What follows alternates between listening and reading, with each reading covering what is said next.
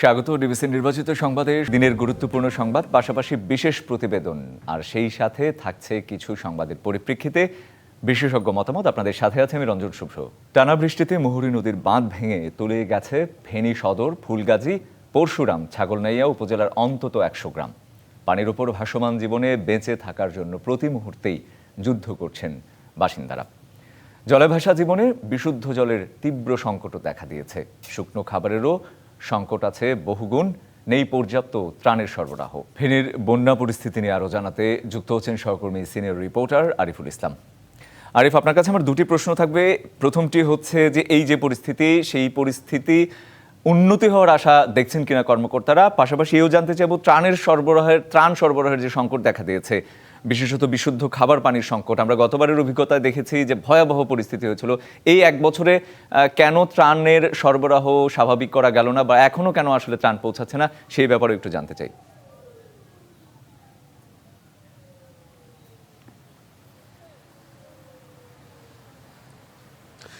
নিশ্চয়ই রঞ্জন, শেষ প্রশ্নের উত্তরটা দিয়েই আসলে শুরু করতে চাই। আপনারা যে ত্রাণ কেন পৌঁছাচ্ছে না সময় মতো এবং কি নির্ধারিত স্থানে, বিষয়টি এমন হয়ে গেছে যে হঠাৎ করেই বলা যায় যে উজানের যে পানি সেটা কিন্তু নেমে ভাসিয়ে নিয়েছে পুরো ফুলগাজী, পরশুরাম। গতকাল পর্যন্তই কিন্তু এই দুটি উপজেলার যে সমস্ত ইউনিয়নগুলো রয়েছিল, গ্রামগুলো ছিল, সেগুলো কিন্তু ভেসে গেছে। এর পাশাপাশি আজকে আমরা সকালবেলা ভারী বর্ষণ হয়েছে, সেই সকালবেলা ভারী বর্ষণের ফলে যে উজানের যে ত্রিপুরা উজানের যে পানি সেটা নেমে এসেছে এই ভাটি অঞ্চলে, বিশেষ করে নিম্নাঞ্চল যেগুলো রয়েছে সব কিছুতে। এরপরে নতুন করে যুক্ত হচ্ছে আবার যেটা ছাগলনাইয়া উপজেলা এবং কি ফেনী শহরের দিকে এই পানি প্রবাহিত হচ্ছে।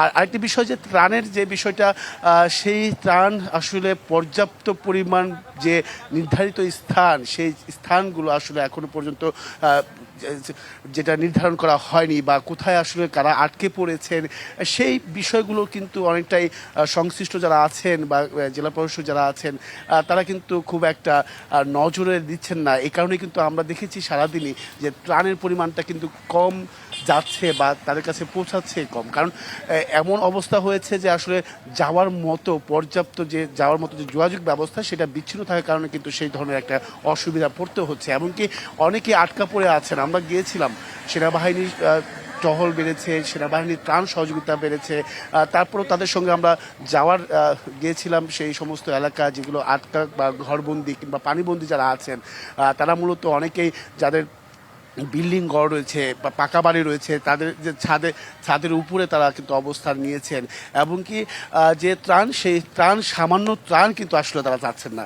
ভুক্তভোগী যারা আছেন তারা প্রত্যেকে চাচ্ছেন যে যেহেতু গত বছরে এমন একটা ভয়াবহ পরিস্থিতির মধ্য দিয়ে তাদেরকে জীবন কাটাতে হচ্ছে, তাদের যে ক্ষতি হয়েছে সেই ক্ষতি পুষিয়ে উঠতে কিন্তু বছর ঘুরাতে পারেনি, তার মধ্যে আবারও একটি এই দুর্যোগ বা প্রাকৃতিক দুর্যোগের সম্মুখীন হতে হচ্ছে, সেটা কিন্তু সারিয়ে উঠতে পারেনি আবার নতুন করে এমন। তো সেই সার্বিক বিষয়গুলো নিয়ে কিন্তু তারা বলছেন যে পূর্বের যে অভিজ্ঞতা, সেই অভিজ্ঞতা থেকে সংশ্লিষ্টরা কিন্তু শিক্ষা অর্জন করতে পারেনি।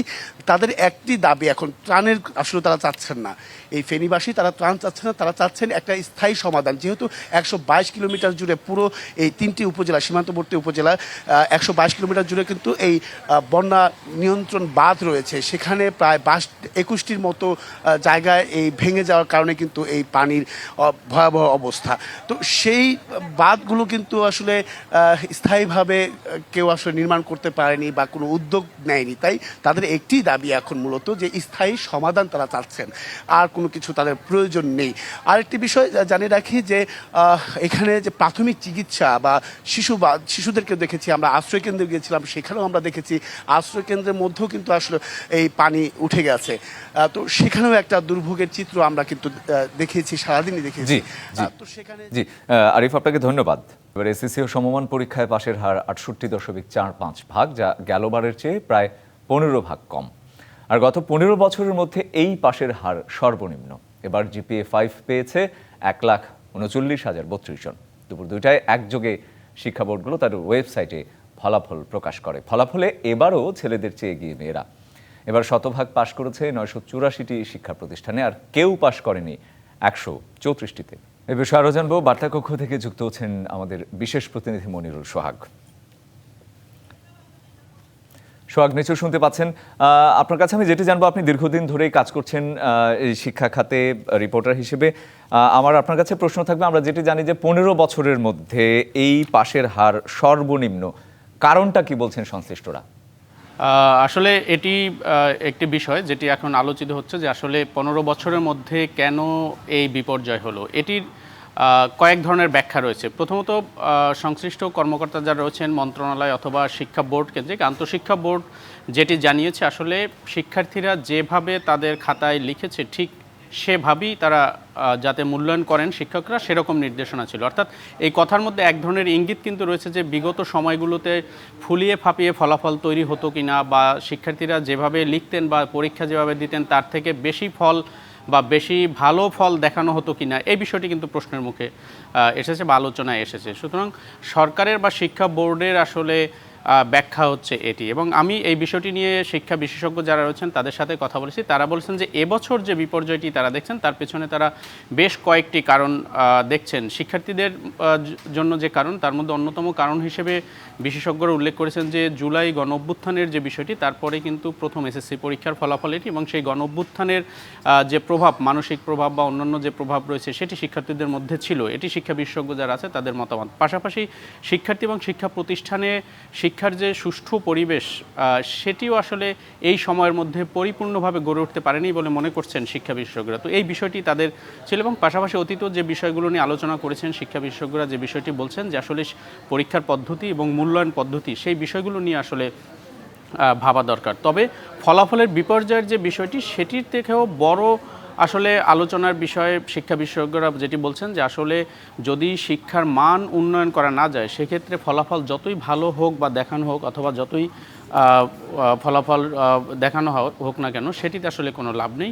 শিক্ষার মান উন্নয়ন করতে হবে এবং সেই মান অনুযায়ী শিক্ষার্থীরা যাতে প্রস্তুতি নিয়ে বিশ্বমানের শিক্ষার্থী তৈরি হয়, সেটির দিকে আসলে নজর দিতে হবে। শুধু বাংলাদেশের প্রেক্ষিতে আসলে কতখানি ফলাফল ভালো হলো, কি অর্জন হলো, তার চেয়ে আসলে এই ফলাফলটি আসলে বিশ্ব প্রতিযোগিতায় কতখানি টিকে থাকবে, কতটুকু সেই মাত্রায় পৌঁছানো গেল, সেটির উপর গুরুত্ব দেওয়ার বিষয়ে বলেছেন। তবে এর পাশাপাশি আমি বলে রাখি যে বরিশাল বোর্ড এবছর সবচেয়ে খারাপ ফলাফল হয়েছে।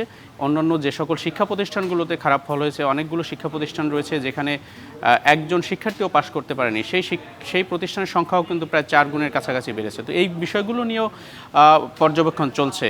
তো সেই পর্যবেক্ষণে মূলত সরকারি দায়িত্বে যারা রয়েছেন শিক্ষা বোর্ড অন্যান্য, তারা বলছেন এই বিষয়গুলো নিয়ে তারা পর্যবেক্ষণ করছেন। নিশ্চয়ই এগুলো কেন হলো, সেই জায়গা থেকে কীভাবে সমাধান করা যায়, সেই বিষয়ে তারা কাজ করবেন। সোহাগ, আপনাকে ধন্যবাদ। প্রধান বিচারপতি নিয়োগে সংবিধানের 95 অনুচ্ছেদ পরিবর্তনে একমত সব দল। তবে আপিল বিভাগের বিচারপতি জ্যেষ্ঠতা বিবেচনায় একজন নাকি দুজন থাকবেন, এ নিয়ে ঐক্যমত্যে পৌঁছানো যায়নি। এমনটাই জানিয়েছেন ঐকমত্য কমিশনের সহসভাপতি ডক্টর আলী রিয়াজ। ঐকমত্য কমিশনের বৈঠকের বিষয়ে বিস্তারিত জানাতে ফরেন সার্ভিস একাডেমি থেকে যুক্ত হচ্ছেন সিনিয়র রিপোর্টার আনোয়ার হোসেন। আনোয়ার, আপনার কাছে আমার যেটি জানতে চাইব, আগামী সপ্তাহে অমীমাংসিত বিষয় ঐকমত্যের আশা করেছেন সহসভাপতি। কোন বিষয়গুলোর উপর জোর দিয়ে তিনি এই আশা করছেন, সেই ব্যাপারে কিছু জানতে পেরেছেন কিনা, এবং যেই বিষয়টাতে ঐক্যমত্য হওয়া যায়নি সেটিও কেন হওয়া যায়নি সেটিও জানতে পেরেছেন কিনা, একটু শুনতে চাই আপনার কাছে। রঞ্জন, বিষয়টি হচ্ছে যে ঐকমত্য কমিশনের সঙ্গে রাজনৈতিক দলগুলোর আজকের 11তম বৈঠক। এখন বিষয়টা হচ্ছে যে এই যে কিছু বিষয়গুলো আগের এজেন্ডা, সেই বিষয়গুলো আসলে কিছুটা খুব মোটা দাগে কোনো জায়গায় অমীমাংসিত থেকেই যাচ্ছে। আজকের একটু আলোচনায় আসি যে এজেন্ডাগুলো ছিল, সেটি হচ্ছে যে প্রধান বিচারপতি নিয়োগ।